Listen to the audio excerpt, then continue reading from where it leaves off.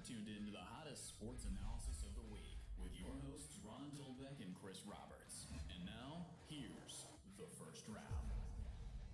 Who are the top young quarterbacks in the NFL? Chris and I are here to discuss that tonight on our small show. Welcome to the first round. It's Zach, it's Chris, it's you, and it's Ron Dahlbeck talking about almost everything going on in the world of sports. But on this show, we're talking about the best young quarterbacks and who is going to be holding the MVP trophy out of them in the next 5 years. Chris, out of any time, for whatever reason I can think of, going back to like 1983 with, Marino and Elway, right now the NFL is so rich with young quarterbacks that there's a lot of players to choose from. We're only taking guys that have been in the league 5 years or less on our list tonight. Right. Yeah. Yep. So I think there's a lot of material out there. It is. Pull it up, homie. It's quite a bit. There you go. Up. Yeah, you can straighten it out. Okay, let's get the list started. There were so many people that I couldn't get into my top 5 that I had like honorable mentions. So why don't we start with your honorable mentions first and your number 5? So my honorable mentions, I'm going to go with a couple of rookies from this year, and I'm going to start off with Tua. He had a pretty decent end of the season. I would have loved to see him play a little bit more. Yeah. So Tua is sitting there on the outside, and my guy Joe Burrow, if he could have played a complete season, I mean, he went out with a knee injury. Right. But Joe Burrow is sitting right outside. I've got Joe Burrow in the top 10. Who do you have at number 5? Number 5, I'm going to go with a guy that everybody kind of said he kind of had like a water pistol arm and he wasn't going to be that good, but turned out to be one of the best rookies. I'm going with Justin Herbert, number 5. Wow. Justin Herbert at number 5. So yeah. I got him a little bit higher. He had a great, I thought, breakout season for the Los Angeles Bolts, which I'm never going to get over saying it's the San Diego Bolts. But anyway, yeah, I agree. I think he's one of the top talents that's out there, young guys, and I thought he had a great breakout season. He's actually somebody I'm looking forward to and saying, hey, I wonder what this guy is going to do in the next couple of years. Right. If he gets a little more talent, if they get a running game, they're going to have a new coach. I hope that doesn't jack him up because that's happened before in the NFL. Some young guy gets a new coach and then he can't adapt and everything goes down the crapper. So in my honorable mention list, we're talking about young guys that are either going to be in the NFL or they're in it right now. In my honorable mention list, I'm going with Kyler Murray and Trevor Lawrence, believe it or not. Really? I think Trevor Lawrence is so many light years ahead of Sam Darnold even, who's been in the league for a little while. Right. And he could have been a candidate because he's been in the league for less than 5 years. But my honorable mentions are going to be Kyler Murray. Good arm. They're starting to build there. He's with Cliff Kingsbury in Arizona that has an offensive-minded system. And I think he gets a little more talent in there. He's going to lose one of the best wide receivers the next year or two with Larry Fitzpatrick walking away and retiring, probably. But if they can fill that position, they got D-Hop out there, they get a running game going, the offensive line gets shored up, I think he is one of the top talents. And Trevor Lawrence, sky's the limit. I mean, I actually have a picture of him in a Patriots uniform on my phone. That's, how myopically in fantasy world I am. I would love to have him, but the Patriots will never trade up. So let's get to my number 5 guy right now. Number 5, he's 23 years old. The last 2 seasons, he's taken his team to the playoffs, but he just can't seem to get over that hump, and I'm not sure why. It's Lamar Jackson. Yeah. Super mobile. I'm giving him a B- on his arm. I'm giving him an A+ on mobility. Leadership, I think it's there, but in order for leadership to really be at an A level in the NFL, you have got to win big games. Monday Night Football, beginning of this season, KC comes to town, you guys go down, down, down. That's got to be a game when your leadership is at an A level that you win. And he can't get past some of the things in the playoffs. I mean, out in the first round last year when they had the best record, that stuff can't happen, but I got him at number 5. Who's your number 4 young NFL QB talent? My number 4 was your number 5, which was Lamar Jackson. Yeah. He did win MVP, so that's what put him up to number 4 to me. But I have the same concerns that you have with Lamar Jackson. I think he has accuracy issues at times, a lot. Yeah. Yeah. He doesn't. He really. He only has. He doesn't really have the help that he needs. I mean, he only has like Hollywood Brown, who he throws touchdowns to. Mm-hmm. I mean, they have a great running game. Defense is great, but again, he has to get better on getting back to actually the way he played at Louisville, where he was comfortable passing the ball.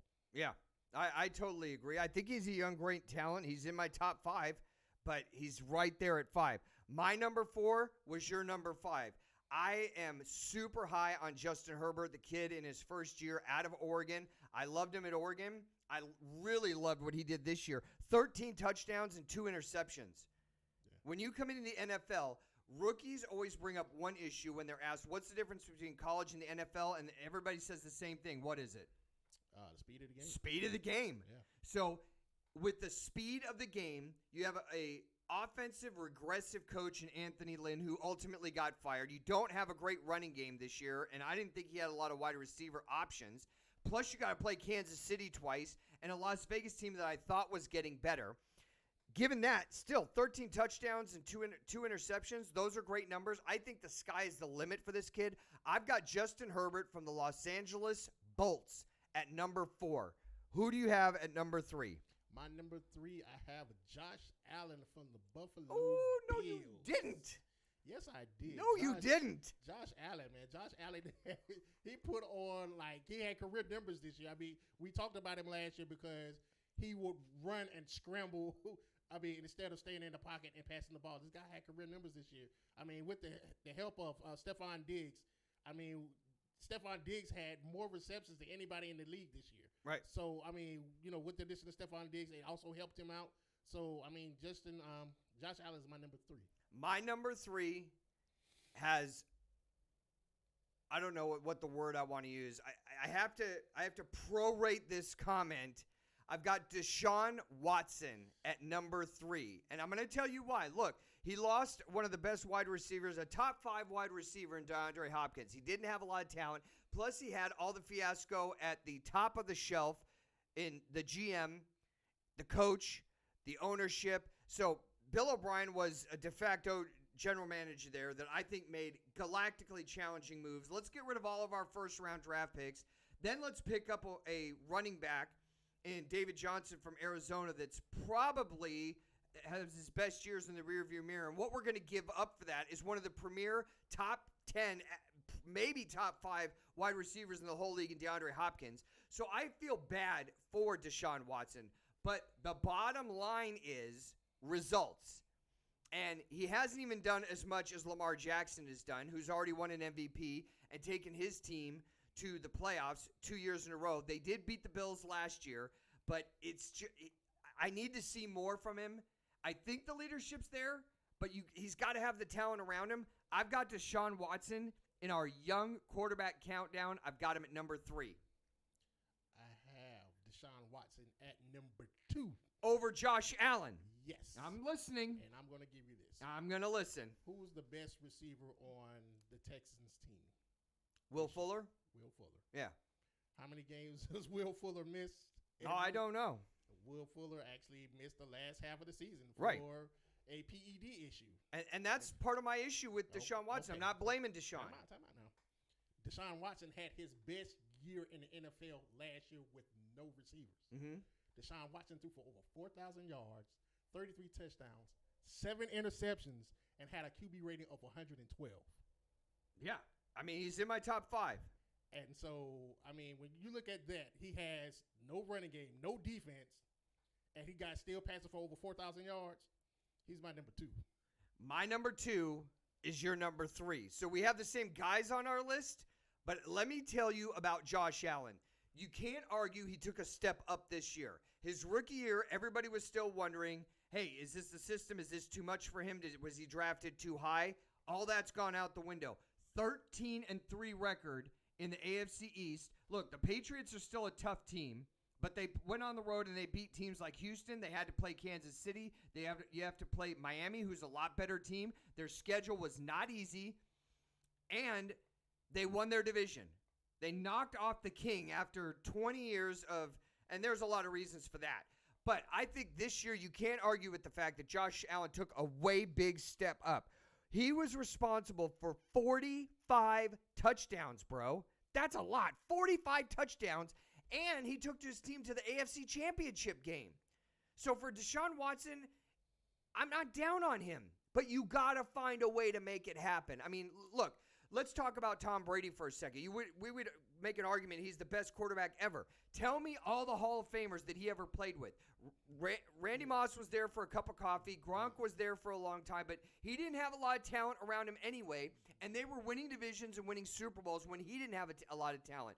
So for me, Deshaun Watson, he's just got to get over that hump and say, look, it doesn't matter if I don't have a lot of talent. I got to win playoff games because that's the only thing that matters is winning. But you got to think at the same time, what the New England Patriots have that the Houston Texans don't have. Competent people in charge. That's true. That's So- absolutely. I'm not going to disagree. I said Bill O'Brien was in over his head from day one. I mean, you have to look at the new general manager. I mean, unfortunately, he came into a bad situation. I mean, he came into a situation where Bill O'Brien basically, destroyed the relationship between the executive and Deshaun Watson. So he's in a bad situation. I agree. And I mean, and then when you have someone like J.J. Watt apologize Yeah. for having a bad season, Look, we're singing the same song to the same choir, Chris, but here's the thing is Josh Allen super sharpened up on the interceptions. His touchdowns went up. He started learning how to throw the ball away and when to run. His maturity level went up exponentially this year. Plus, they made the playoffs last year, and they went to the AFC Championship game this year.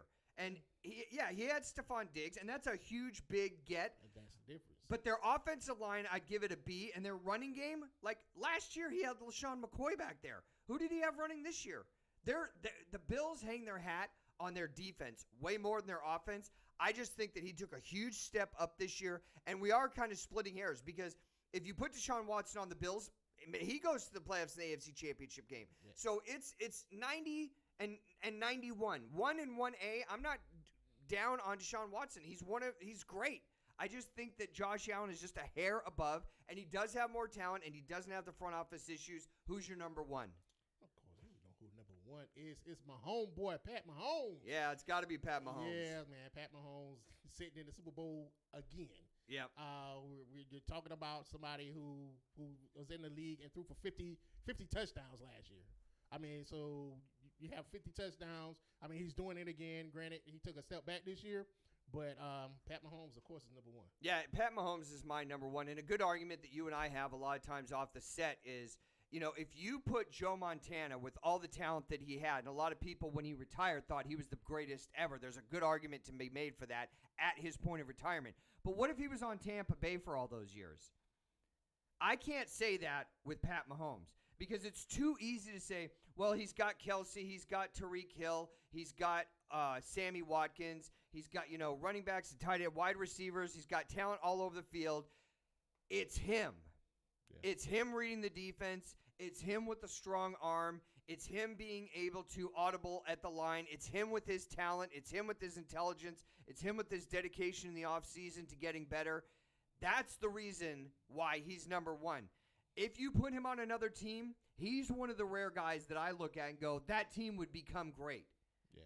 If you took, other great quarterbacks, they're great because they have a lot of talent around him. He does have a lot of talent around him, but he'd be great on a bad team. He would take a team like the Browns a couple years ago that are 2, 3, 5 win guys that can't even sniff the playoffs, and he'd get them that last seed. He'd get him in the wild card or, a 6 or, maybe to the second round. He would be able to do that. Patrick Mahomes, definitely a number one. Who do you have at your top 5?